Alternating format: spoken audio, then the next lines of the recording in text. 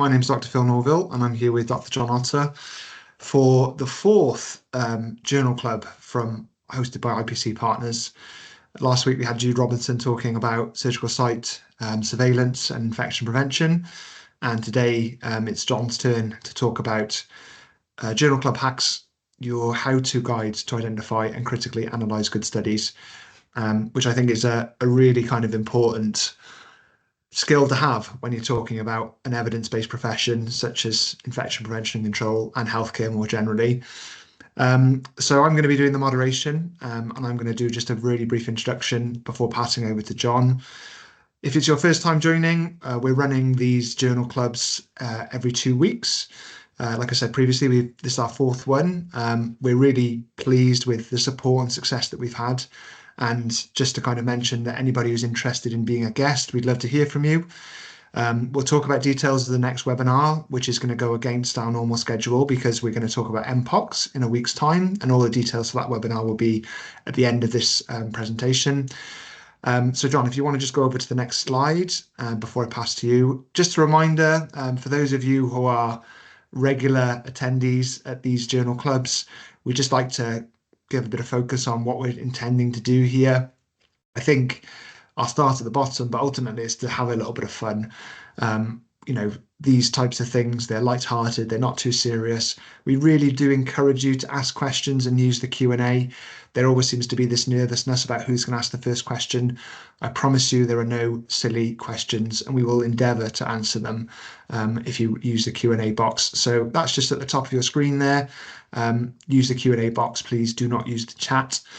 Ultimately, though, the other aims that we have are to help generate discussion, to exercise critical thinking skills, to help build confidence, and hopefully to build a bit of a network. I'm really hoping there's people in the audience who've been to one of these before and helping us build this network to, collaborate and discuss all things infection prevention and control. I really enjoy doing these journal clubs, and I think Jon does as well, because it just gives us a real good opportunity to talk to the community of like-minded individuals. So yeah, that's a little bit about what we are about and who we are. So without further ado, I'll pass you over to Jon, and Jon's going to introduce why he chose this paper and then talk through a couple of slides. So over to you, Jon. Okay, thanks, Phil. Good morning or good afternoon to you, wherever you are in the world. As I said when I presented last time at a journal club, it's fabulous to see a couple of names I recognise in the group, and a couple of new names as well.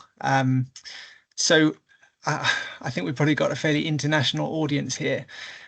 So the topic today is slightly offbeat in that it's a bit of a journal club about journal clubs.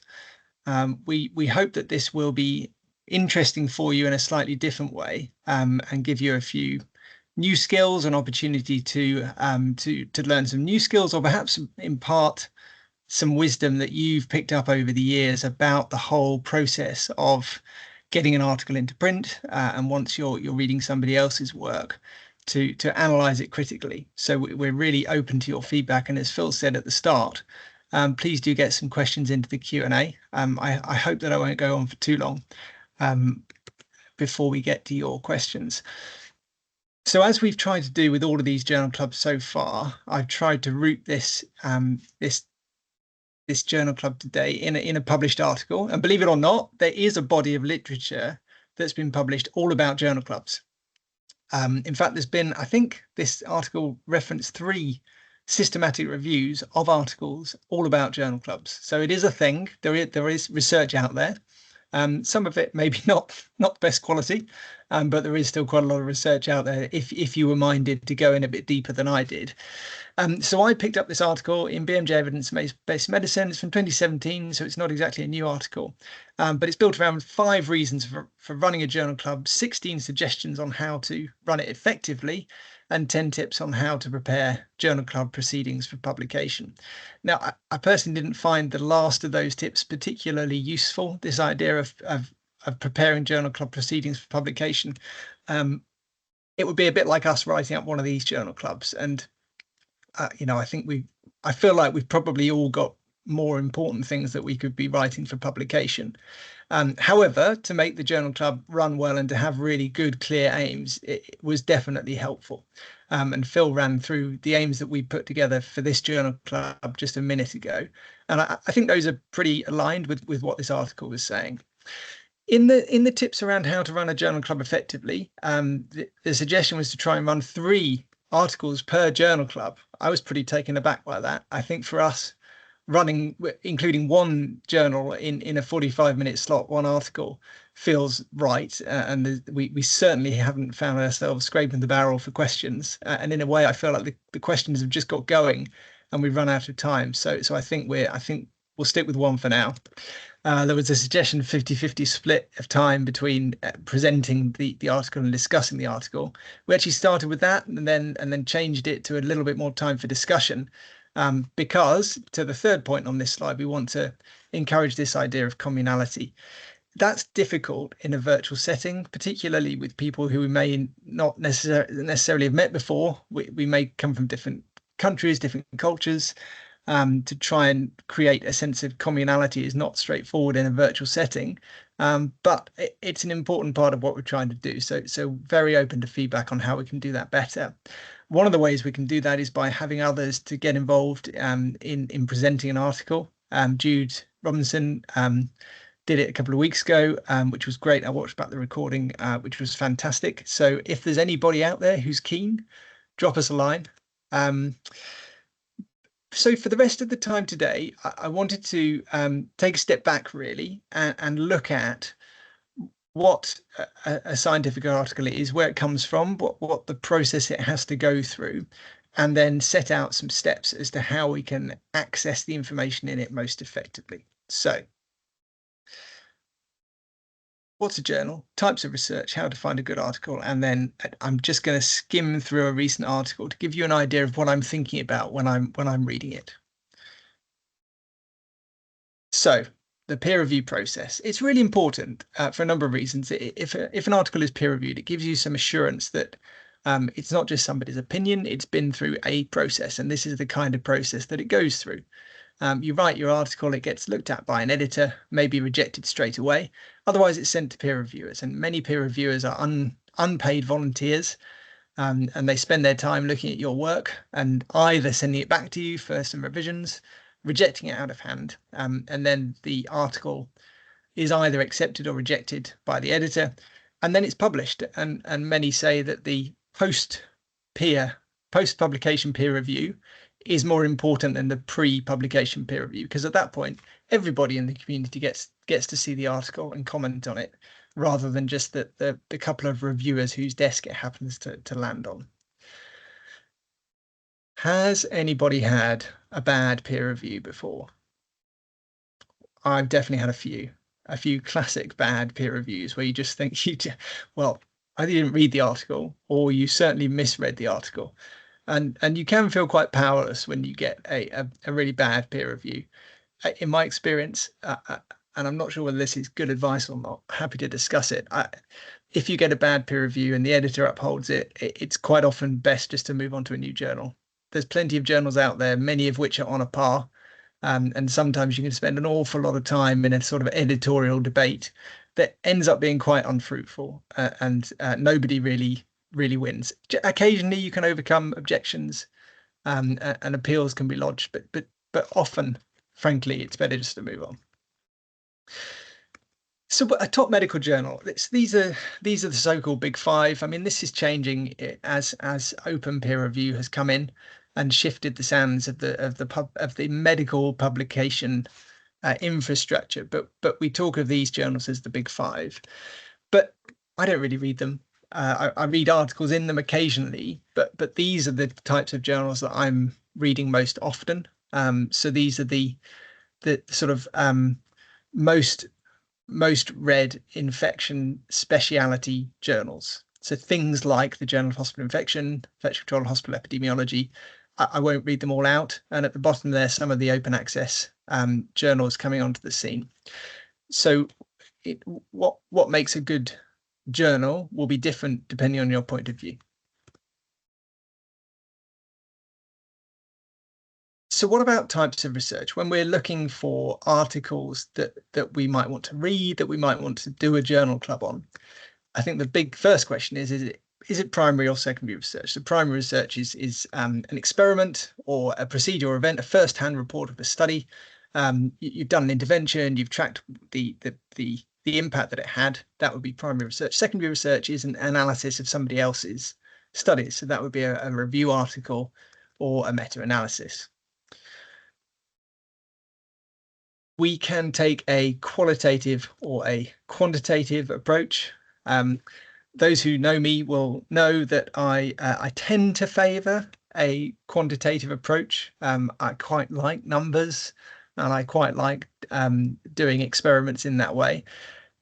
As I've got a bit older and a bit further into my career, I think I have begun to recognise the value of qualitative research a lot more. So a quantitative study is trying to answer how much and how many, whereas a qualitative study is trying to answer the question why, and that's much harder to answer in many ways. Since so much of what we do is rooted in trying to achieve human behavior change, getting to the why is pretty foundational in understanding the behaviors, and we won't get effective behavior change unless we understand what's driving the behaviors. So qualitative research is important as well.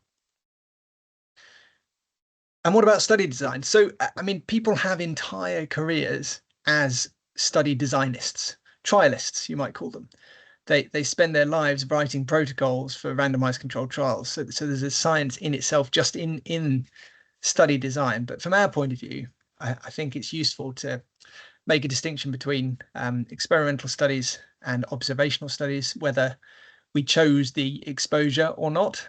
Both experimental and observational studies can have interventions involved, but when you randomize the exposures, that's the best way to take out the issues linked to bias and confounding. So bias and confounding affect all studies. It doesn't mean we're skewed in one way in that sense of bias, but rather a scientific bias. And that might be something like observer bias, where what you see may be influenced by you as an observer, or observation bias, which is sometimes known as a Hawthorne effect during hand hygiene observations, where people see you with a clipboard looking at their hand hygiene practice, and all of a sudden compliance goes through the roof. So that's an example of observation bias. And confounding, that's an external factor that affects the whole experiment and needs to be accounted for in the way that you either undertake your analysis or at least explain and interpret your analysis. So the gold standard study design is a randomized trial that may be randomized. The intervention may be randomized on an individual level, or it may be randomized on a cluster level. We'll have a little look at a cluster randomized trial later on as a worked example. And then within the observational studies, we have several different approaches. So within the observational study group, you have a cohort study, a case control study, or a cross-sectional study, all of which have different features. So I think it's good for us to have quite a broad understanding of study designs and how they configure and what they mean, because whilst it would be lovely if everything was answered through big randomized controlled trials, we know that's not the case within our specialty, within infection control, within infection more widely. Very often we are reliant on well-planned observational trials and trying to design our practice around those. So once again, statistical methods, there are careers to be made in statistics, and if you know many statisticians, they have their own ways, and they tend to be very good at maths. And I don't pretend to understand the details of statistics, but I think it's good for us to have a solid working understanding of statistical principles, so that we can at least say this is a descriptive statistical method, and we have a basic understanding of the different types of variables, and whether we're talking about parametric or non-parametric stats, and how hypothesis testing can be undertaken, at least in principle, using various different statistical tools. So that when we come to looking at a study and the way that the difference in two groups is analyse, we have a bit of an understanding of what that means to us. So when we come to a journal, most journals that we look at, this is just a front page of a journal of hospital infection from a while ago. Just the column on the left gives you a breakdown of the types of articles that you commonly see when you go to a journal. You'll see reviews, you'll see original articles, short reports, which are short versions of original articles. Often there's commentary, so that's what people think, and letters to the editor, which are usually written in response to a particular article. So this is an example of an observational study. This was an intervention of a cleaning disinfection method. It wasn't a randomized study. It was a time series evaluation of 2 periods of time, one of which during one practice was undertaken, in the second of which a different practice was undertaken. The main issue with this type of study is that other things changed during that period, and those 2 periods of time were not comparable for various other reasons. So there's a risk of bias and confounding in that study design, but this is a common study design and an important one for us because there is value to be had from these. This is an example of a systematic review. So very often when we have a collection of different studies that are conducted in a similar way, we can do a systematic review, and that allows us to pull together various bits of literature, but into one place. Within a systematic review, you have a very detailed search strategy. So you say in line by line detail exactly how you selected the articles that you have got. And then one of the most important tools for decision making that I find is a meta-analysis. So that's where you take various different studies that are configured in the same core way and measure the outcomes in a comparable way, and then you can pool the data and read right across different studies. So this is an example of a meta-analysis of studies that looked at this idea of the priorium occupant to say what was the risk of acquiring various organisms based on the colonization status of the priorium occupant. And in this study, the forest plot, which is over 1, shows there was an increased risk of acquisition associated with being admitted to a room where the priorium occupant had one of these pathogens. And that's a really powerful way to pull together literature that's from studies that are done in a similar way. Okay, so how to find a good article? Well, I think the first question within this part is what does a good article mean? What does that mean to you? I think the idea of good article would mean different things to different people. If I was a trialist, a good article would have to be a randomized controlled trial. If I was a statistician, it would have to have the latest statistical methods.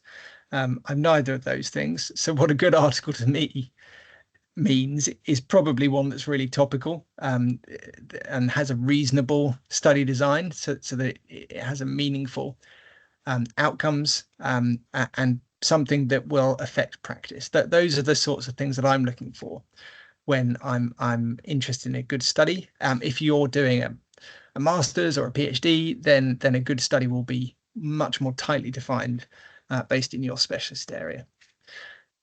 How do we find a good article? Well, part of it is networking. So I think your friendly colleagues will be talking about the latest breaking news or the articles that are important to them. Google can help. It's a great search engine. And then there's more specific search engines with an academic bent. So PubMed and Google Scholar. I use PubMed a lot. Google Scholar I don't use so much. Social media is a good place to go for discussion and for the latest breaking news.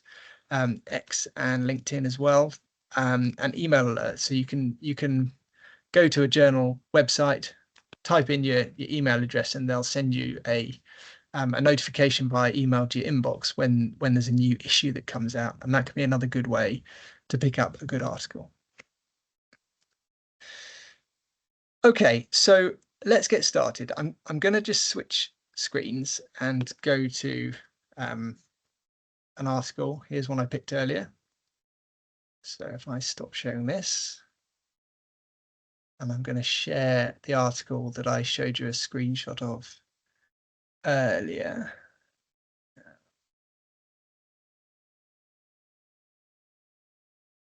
Sorry, actually, I chose a different one at the end. So this is an article that's just been published in the last couple of weeks. It is called the Clean Study. It's an article by Brett Mitchell's group from Australia. It's a cluster randomized controlled trial of a program of enhanced cleaning of shared medical equipment. So I found out about this article through multiple channels. My messages were pinging. I had some emails about it. I saw it on X and on LinkedIn. So this was all over my feeds. It was impossible to miss this one. I also knew it was coming because the study design was published in advance, and there was a conference abstract on it at ECMID earlier in the year. So this one wasn't a difficult one to come across. Published in a great journal. It's published by a group that I've read the work of before, and I trust what they say. The overall picture is given by the abstract. The introduction is quite short. The study design was this step-wedged cluster randomized controlled trial. So they put in this enhanced cleaning intervention ward by ward effectively throughout this hospital.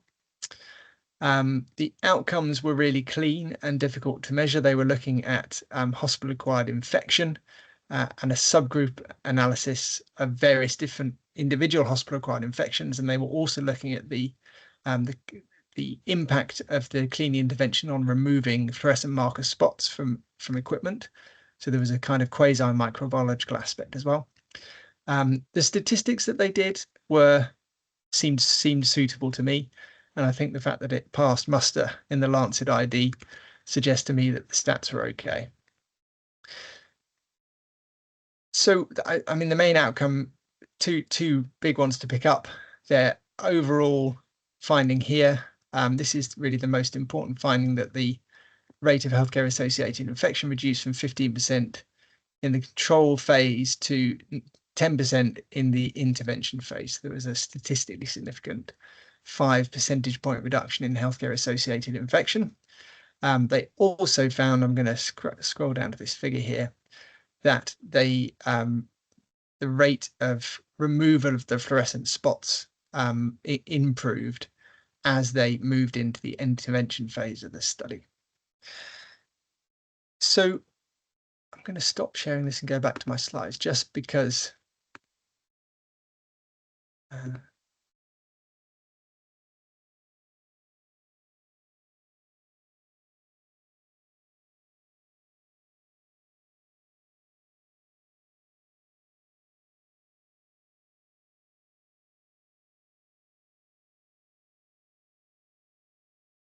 so I think getting those headline findings from a study is the easy bit. There's another level to go through though, and this is where we need to get our critical thinking hats on, because one of the most important parts about reading a study is having in your mind all the way through what are the strengths and what are the limitations, what are the weaknesses, some of which will be acknowledged, some of which won't be, and we need to be critical in the way that we analyze the article in order to identify those limitations. So, for example, with the Clean study, as I mentioned, there's a whole lot of strong points to go through, really, some of which I've touched on already. But cluster RCT, really strong scientific design, big number of patients involved, 5,000 patients involved. Good journal. This is something that's topical and important for us as well, working in infection control. The intervention is quite low cost, so it's something that potentially we could all implement without breaking the bank, and nice, clear and clean outcomes. Limitations, though, this was meant to be a multi-center evaluation, so they planned to do this in 5 hospitals. They ended up doing it in 1, so a couple of the hospitals dropped out. So that limits the applicability in a broad sense. It was done in Australia. Nothing against Australia. Hello to anyone from Australia, but it's done in a different country to the one that I'm in, and that may have some barriers to implementation. The intervention phase wasn't enormously long, so that's a limitation to think about. And I think that the feasibility of this intervention, which was 3 hours of extra cleaning per ward per day, may be limited by finance, but also by finding the people who are willing to do that job, to sit there on the wards cleaning shared medical equipment as their job. Perhaps it's something that would better be implemented into other roles, but the implementation of this intervention may prove to be tricky in a sustainable way. So that's just a worked example of how you might identify a topical article and begin to analyze it critically. So that's all I have today. I hope that was useful. We've got time for questions, so I'll hand back to Phil to facilitate that. Thanks, John. I really admired how you managed to navigate through sharing different screens and papers and back to PowerPoint. Well, it wasn't exactly smooth, was it, Phil? Could have been smoother. Well, I feel like when I do it, I'm worried that I'll never get the screen back on. Or you share your inbox and show everybody your emails. That's the other fear. Yeah, exactly. No, thanks very much, John. Yeah, it was really useful to think about all those type of things you have to think about when you're analysing and reading papers. I guess to kind of kick off the discussion, the first question I have is, obviously, we've got varying abilities within our infection control community and within healthcare. And I think in my experience from journal clubs, a lot of people really do have who become engaged with journal clubs. They have an ambition and they want to understand, to read more about it. Where do you think, if you were kind of never picked up a scientific paper before or an article, where would you advise somebody to start? It's a really good question. I think probably looking at something in a higher impact journal would be a good place to start. So that, I mean, the clean study we looked at today is a good example, because you tend to find that the bigger the study, in a way, the easier it is to understand, because this was a simple clean evaluation. It was a randomized controlled trial. It was done in a cluster of wards in a single hospital with a couple of straightforward outcomes. You sometimes find that with the slightly smaller and fiddlier studies, it can be quite difficult to know, well, what did they change? What was the intervention again? How does that relate to the stats methods that were used? Whereas the bigger studies require a very simple format of reporting. Yeah. No, that's really helpful. And I think it's quite easy, if you're looking at a paper first time, to become a little bit lost in some of the detail. And I think, I guess the only thing I would add to that is that there's so many good resources out there. And I think you gave a really good overview about some of the things that people need to consider when they think about study design and critical analysis. But there's so many good resources out there that can help you understand some of the terminology.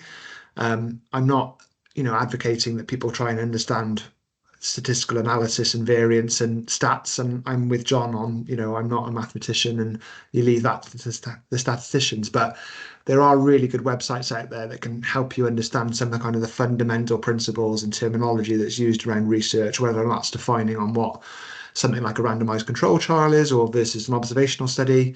And I think, John makes a really valid point as well, is that people spend their whole careers learning about how to run and design trials. So I think you have to be, wary of that people have a lot of expertise when it comes to running and designing trials and then writing about them in papers. So I think if you can start to teach yourself some of the fundamental principles and get familiar with some of the terminology, then understanding a little bit more about the types of things that are written in those papers would be really helpful. So just to remind everybody that the Q&A box is live, if anybody has any questions based on what we were just talking about. Where you gave some really good examples, John, of like where you get your information from. Personally, for me, X is one of the best platforms that I use. It's where actually I saw the clean study being published, which for me is one of the most exciting pieces of research that we've seen in infection control relating to the healthcare environment for some time. But I use X a lot. What's your preference in terms of where you look for studies, or have you got a preference, or do you just use a variety of different sites? I think probably the most useful way of picking up the latest studies for me is the email alerts. So I've got a few key journals that I get onto their emailing list for, so that when they get a new issue, it comes into your inbox. It can be a little bit overwhelming sometimes, because you get lots of tables of contents. You're sort of scrolling through all the stuff and thinking, is that relevant? Is that not? But yeah, those tend to be most useful. Yeah, I agree. The other ones that I find really helpful actually is that if I'm reading a lot of a particular journal, I'll sign up to their mailing list. So JHI, Journal of Hospital Infection, I get an email from them, every 5 or 7 days, just telling me about some of the papers that have been articles in press. And then I always kind of, well, quite often actually, I find myself saving it and coming back to it. So if you've got, a journal where it's really relevant to the area of healthcare that you're working in, like JHI for infection prevention control, then it's a good idea to sign up to their mailing list so you get regular alerts. So Phil, Um, what's been your experience of peer review? I mentioned a shocker that I had once, which yeah, I might regale if there's a moment later on. But I'm interested to hear what's your experience of peer review. yeah, I'm quite fortunate. I think the majority of papers that I've been involved in have come back with minor amendments or comments. Um, I've actually had a really good experience and having some really complimentary. And I think that's the other side of the coin, isn't it? That sometimes it can be a bit of a gauntlet and it can be a little bit demoralizing. But I've had experiences actually where reviewers' comments have been really, really positive.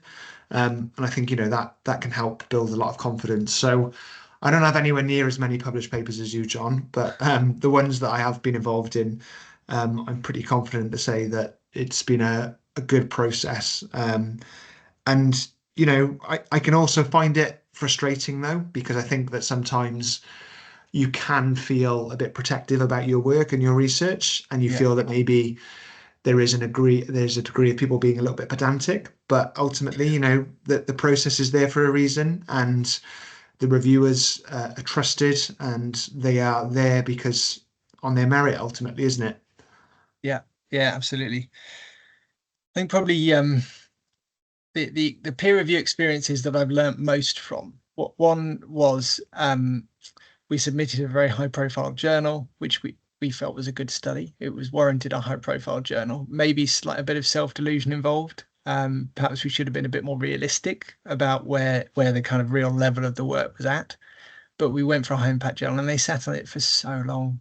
They Mm, just sat on it it was like 12 months. It was ridiculous, and then eventually rejected it without reviewers' comments. He was like, that's just got lost in a pile somewhere. mm, So in hindsight, I think probably um, a bit more realism about where the level of the work was at, and maybe a bit more proactive follow up with the journal as well. I mean, but with these journal interfaces, it can feel a bit inhuman sometimes. You've got just a kind of blank interface staring at you, but there is a human mm. being behind it. I was an assistant editor at JHI, and there's human beings who are working behind the scenes, trying to get these articles through. Many of them unpaid and doing it in their own time. Mhm, mhm. I think I was just reflecting on, when you asked me about my experience of peer review, is it made me think about just how difficult it can be to write some of these papers, particularly when you've got multiple authors. And I just wondered whether or not we could give the audience some advice on, what makes this process of writing an article smooth. And I think for me, the key thing in the most recent one that I've been involved in is that you've got real clear roles and responsibilities defined early on. Because I think that, if you're trying to publish a study and you've got 10 people writing the introduction and 4 people writing the materials and methods, just having some real ownership about who's writing what part of the paper, I think is a really good place to start. In the experience that I'm talking about, I was working with microbiologists who were doing the technical study. So it made perfect sense for them to write the materials and methods because they were the ones actually, doing the microbiology testing. I think I wrote the introduction and then I kind of wrote the conclusion and the relevance to the clinical setting. But yeah, is there any tips that you would give people if they were thinking about, trying to publish some of their research? Yeah, I think having a clear leader is incredibly important. Somebody who Mm, is holding it all together and driving together the project, because otherwise things can drift terribly. I've got live projects that have just been drifting for years and nobody's really gripped them. So I think having somebody who is clearly in charge of this paper and getting it together and out is a really smart thing. And for that person to be quite directive in the way that they work, to say, look, this is the plan. If anyone doesn't like it, let me know. because you're doubtless working with really busy people who've got a million things on, that this paper is not their priority. And I think sectioning it up is a really good idea, and chopping it down into smaller parts for people to do with deadlines, and if be proactive. Yeah, I was just gonna, you kind of took the words out of my mouth, but deadlines was the key. I mean, I was that person who was leading the paper last time in terms of making sure that everybody was doing what they were told, and I found it just really helpful to be able to say, okay, we'll do it 2 weeks from now, and I'm going to put time in your calendar to be able to discuss it, and this is what we expect. So I think that's a really helpful thing to have a leader, have deadlines, and have somebody who's willing, sorry, to be directive. We're short on questions, John, so I don't know if you do want to regale your experience that you referred to. Yeah, well, it was uh, somebody had misunderstood the study that we'd written, and they'd rejected the paper based on the fact they misunderstood the way that we'd described the work that we'd done. But they didn't give us the opportunity to revise it. They just rejected it on that basis. We decided as an author group to go through a very long process to launch an appeal, and the appeal was turned down. I can't even remember why, and it just made me think. I don't think the journal was doubling down. They didn't do anything wrong. It was a misunderstanding that they kind of stood behind, and then maybe the article wasn't up to it in the end. But it did make me think, well, perhaps cutting your losses and moving on might be the better way forward here, when there's so many journals that we could go for now. Yeah, it's always tricky, isn't it? And I think, a lot of the time you invest so much time writing the paper and then submitting it, and then it goes through the review process, and to have it rejected, straight away, or to it be sat on, it can be a bit disheartening, can't it? Yeah, definitely. Yeah. Phil, have you had much to do with preprint servers? No, I haven't. It was something I only kind of really started to learn about during COVID, and I did use them briefly, but there was some really interesting work on there. But I think I was just a bit cautious of the fact that it was preprint, and that it hadn't been through that peer review process yet. So I'm familiar with them, but I can't say that I use them frequently. What about you? Yeah, so I mean, for those who don't know, preprint servers are a kind of new-ish thing in the scientific publishing world. I say new; it's probably been 10 years. But somebody decided a while ago this whole peer review thing is a bit rubbish because it takes so long for Mm, my work to see the light of day. Why don't we set up a server where somebody can put their work at the time of submission to a journal for the world to see, accepting that it's not the peer-reviewed version. And it's landed. It's become a thing, which I think reflects the fact that there was frustration there, that you've done all this great work, you've finished it, and yet it takes years for it to actually see the light of day. Um, I've used that. I used them during the pandemic. So during the pandemic, mm, things were moving so quickly, and to have some early data on yeah. outcomes with COVID or epidemiology of COVID was really, really useful. So I did look to some preprint servers. I did an article, I did a piece of work looking at environmental sampling for SARS-CoV-2 in our hospitals during COVID. And it was early on in the pandemic, at a time when nobody had really done any sampling that was published. So I looked through the preprint servers and quoted quite a lot of the preprint servers versions in the original version, um, because there was nothing published. So in that kind of fast-moving pandemic sense, Mm, they work really well. I haven't really used them since, because I haven't felt that urgency to get anything out so quickly. And I think that there's a bit of a scoop factor that maybe you lose if you go down the route of a preprint server.